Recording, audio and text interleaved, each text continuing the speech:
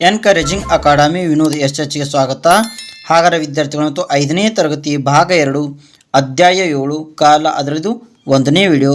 ಈ ಅಧ್ಯಾಯವನ್ನು ಓದಿದ ನಂತರ ನೀವು ಕೆಳಗೆ ಪಟ್ಟಿ ಮಾಡಿರುವ ಸಾಮರ್ಥ್ಯಗಳನ್ನು ಪಡೆಯುವಿರಿ. ಹಾಗಾದರೆ ವಿದ್ಯಾರ್ಥಿಗಳು ಈ ಅಧ್ಯಾಯವನ್ನು ಓದಿದ ನಂತರ ನಾವು ಈ ಕೆಳಗಿನ ಸಾಮರ್ಥ್ಯವನ್ನು ಪಡೆದುಕೊಳ್ತೀವಿ ಅಂತ ಹೇಳಿದ್ದಾರೆ ವಿದ್ಯಾರ್ಥಿಗಳೇ. ಮೊದಲನೇದು 24 ಗಂಟೆ ಗಡಿಯಾರದ ಸಮಯವನ್ನು 12 ಗಂಟೆ ಗಡಿಯಾರದ ಸಮಯಕ್ಕೆ ಪರಿವರ್ತಿಸುವುದು. ಹಾಗಾದರೆ ವಿದ್ಯಾರ್ಥಿಗಳು 24 ಗಂಟೆ ಗಡಿಯಾರದ ಸಮಯವನ್ನು 12 ಗಂಟೆ ಗಡಿಯಾರದ ಸಮಯಕ್ಕೆ ಪರಿವರ್ತಿಸುವುದು ಹೇಗೆ ಅಂತ ತಿಳಿದುಕೊಳ್ಳುತ್ತೇವೆ ವಿದ್ಯಾರ್ಥಿಗಳೇ. ಎರಡನೇದು ಸಂಕಲನ ಮತ್ತು ವ್ಯವಕಲನ ಕ್ರಿಯೆಗಳನ್ನು ಒಳಗೊಂಡ ಕಾಲಕ್ಕೆ ಸಂಬಂಧಿಸಿದ ದಿನನಿತ್ಯದ ಸಮಸ್ಯೆಗಳನ್ನು ಬಿಡಿಸುವುದು. ಹಾಗಾದರೆ ವಿದ್ಯಾರ್ಥಿಗಳ ಸಂಕಲನ ಮತ್ತು ವ್ಯವಕಲನ ಕ್ರಿಯೆಗಳನ್ನು ಒಳಗೊಂಡ ಕಾಲಕ್ಕೆ ಸಂಬಂಧಿಸಿದ ದಿನನಿತ್ಯದ ಸಮಸ್ಯೆಗಳನ್ನು ಬಿಡಿಸುತ್ತೇವೆ ವಿದ್ಯಾರ್ಥಿಗಳೇ. ಮೂರನೇದು ಒಂದು ಕಾರ್ಯ ಅಥವಾ ಘಟನೆಯು ಪೂರ್ಣಗೊಳ್ಳಲು ತೆಗೆದುಕೊಳ್ಳುವ ಸಮಯವನ್ನು ಲೆಕ್ಕಾಚಾರ ಮಾಡುವುದು. ಒಂದು ಕಾರ್ಯ ಅಂದರೆ ಕೆಲಸ ಅಥವಾ ಘಟನೆಯು ಪೂರ್ಣಗೊಳ್ಳಲು ತೆಗೆದುಕೊಳ್ಳುವ ಸಮಯವನ್ನು ಲೆಕ್ಕಾಚಾರ ಮಾಡುವುದು ಅಂದರೆ ಕಾಲವನ್ನು ಲೆಕ್ಕಾಚಾರ ಮಾಡೋದು ವಿದ್ಯಾರ್ಥಿಗಳೇ. 24 ಗಂಟೆ ಗಡಿಯಾರದ ಸಮಯವನ್ನು 12 ಗಂಟೆ ಗಡಿಯಾರದ ಸಮಯಕ್ಕೆ ಪರಿವರ್ತಿಸುವುದು. ಹಾಗಾದರೆ ವಿದ್ಯಾರ್ಥಿಗಳು 24 ಗಂಟೆ ಗಡಿಯಾರದ ಸಮಯವನ್ನು 12 ಗಂಟೆ ಗಡಿಯಾರದ ಸಮಯಕ್ಕೆ ಹೇಗೆ ಪರಿವರ್ತಿಸುವುದು ಅಂತ ನೋಡೋಣ ವಿದ್ಯಾರ್ಥಿಗಳೇ. ಸರೋಜಿನಿಯು ಊರಿಗೆ ಹೋಗಲು ಅಣ್ಣನ ಜೊತೆ ರೈಲು ನಿಲ್ದಾಣಕ್ಕೆ ಬಂದಳು. ರೈಲಿನ ವೇಳಾಪಟ್ಟಿಯಲ್ಲಿ ರೈಲು ಹೊರಡುವ ವೇಳೆ 22:05 ಎಂದು ಬರೆದಿತ್ತು. ರೈಲು ಹತ್ತಿ ಕುಳಿತಳು. ರೈಲು ಹೊರಟಿತು. ಸರೋಜಿನಿಯು ಅಣ್ಣನ ಗಡಿಯಾರದಲ್ಲಿ ಸಮಯವನ್ನು ಗಮನಿಸಿದಳು. 10:05 ಗಂಟೆ ತೋರಿಸುತ್ತಿತ್ತು. ಇದು ಹೇಗೆ? ವೇಳಾಪಟ್ಟಿಯಲ್ಲಿ ರೈಲು ಹೊರಡುವ ವೇಳೆ 22:05 ಎಂದಿತ್ತು. ಗಡಿಯಾರದಲ್ಲಿ 10:05 ಎಂದು ತೋರಿಸುತ್ತಿತ್ತು. ಗಡಿಯಾರದಲ್ಲಿ ಇರುವುದು 1 ರಿಂದ 12 ಗಂಟೆ ಮತ್ತು 22:05 ಗಂಟೆಯನ್ನು ಲೆಕ್ಕ ಹಾಕುವುದು ಹೇಗೆ? ಈ ಪ್ರಶ್ನೆಗಳು ಅವಳನ್ನು ಕಾಡತೊಡಗಿದವು. ಹಾಗಾದರೆ ವಿದ್ಯಾರ್ಥಿಗಳೇ, ಸರೋಜಿನಿ ಊರಿಗೆ ಹೋಗಲು ಅಣ್ಣನ ಜೊತೆ ರೈಲು ನಿಲ್ದಾಣಕ್ಕೆ ಬರುತ್ತಾಳೆ ವಿದ್ಯಾರ್ಥಿಗಳೇ. ರೈಲಿನ ವೇಳಾಪಟ್ಟಿಯಲ್ಲಿ ರೈಲು ಹೊರಡುವ ವೇಳೆ ಅಂತ ಬರೆದಿತ್ತು, 22:05 ಅಂತ ಬರೆದಿತ್ತು ವಿದ್ಯಾರ್ಥಿಗಳೇ. ರೈಲು ಹತ್ತಿ ಕುಳಿತಳು.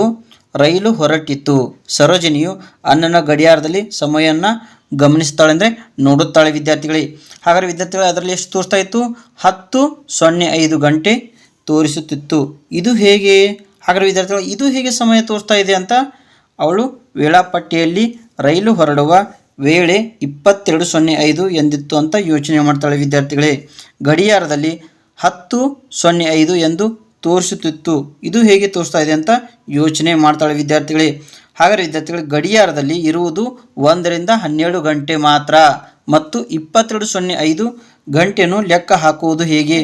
ಈ ಪ್ರಶ್ನೆಗಳು ಅವಳ ತಲೆಯಲ್ಲಿ ಕಾಡತೊಡಗುತ್ತದೆ ವಿದ್ಯಾರ್ಥಿಗಳೇ. ಒಂದು ದಿನಕ್ಕೆ 24 ಗಂಟೆಗಳಲ್ಲವೇ? ಆದ್ದರಿಂದಲೇ ರೈಲು ಮತ್ತು ವಿಮಾನಗಳ ವೇಳಾಪಟ್ಟಿಯನ್ನು ಈ ರೀತಿ 0 ರಿಂದ 24 ಗಂಟೆಗಳ ಮಾದರಿಯಲ್ಲಿ ನಮೂದಿಸಿರುತ್ತಾರೆ.